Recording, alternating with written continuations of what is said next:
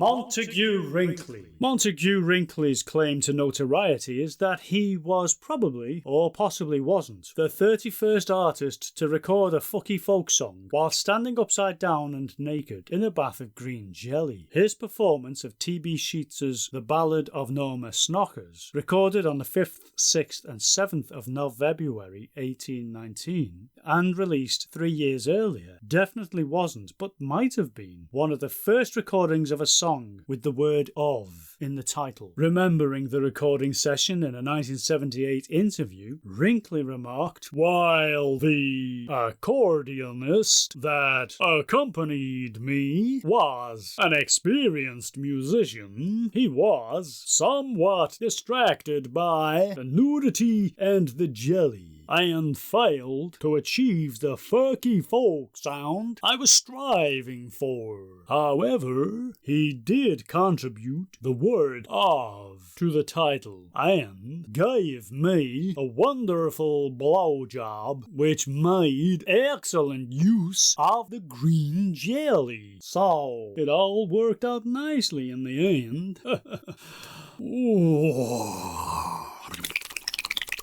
Wrinkly was born in Oahu, Nebraska. His paternal grandmother, Dottie Bitch, brought the first giant Welsh hamster cattle to Americinia and later founded the city of Wrinkly Bitch, Ilin-Bedoy. His family actively discouraged the young Wrinkly's musical ambitions, wanting him instead to follow the more reputable trade of prostitution. However, following the provocation of Pete O'File, talent scout for the Alphonse Dapon's phonographic company, Wrinkly went to Shagacow to audition for the musical Casting Couch Capers. He was offered a small part by Pete O'File, who also gave him a comfortable position, which he held for 3 years, until his arse collapsed, and he was forced to retire. In 1816, Wrinkly stumbled upon employment in a local brothel, singing dirty songs between shags. During a break in one particularly strenuous bonking session, he was accidentally signed up by the Stew Pidtwat Minstrel Society. The legendary promoter, Artie Chokeheart, heard Wrinkly singing the life out of a murder ballad when the company passed through Nipple City and introduced him to the unpopular recording artist Horace McSquirter, who commanded the novice singer to live with him when the company's tour ended.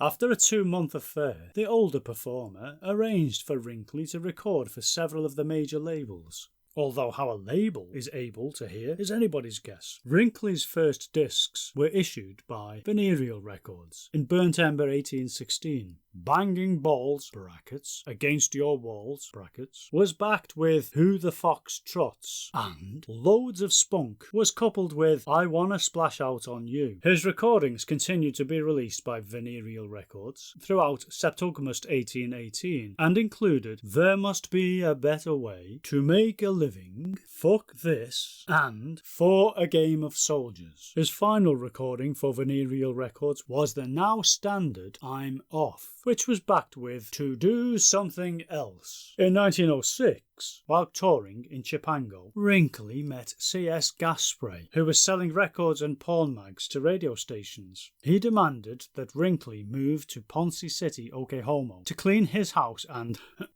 service his friends, which he did for several years before escaping to West Chinaca following Americalia's declaration of war against Luxembourg. Wrinkly spent the war years as a sex instructor in the Namby-Pamby area until 1946, when it was safe to return home. A year later, he purchased a brothel cum chapel in Lost Opportunity, Comaponoa. He began working on his autobiography and continued to write wrong songs on the side until he ran out of room and had to buy another notebook. Sadly, the shock of having to spend money proved too much of a strain for the old Wrinkly, and he died penniless and alone in 1957 outside his local stationery shop. Ironically, or perhaps fittingly, he was stationary at the time.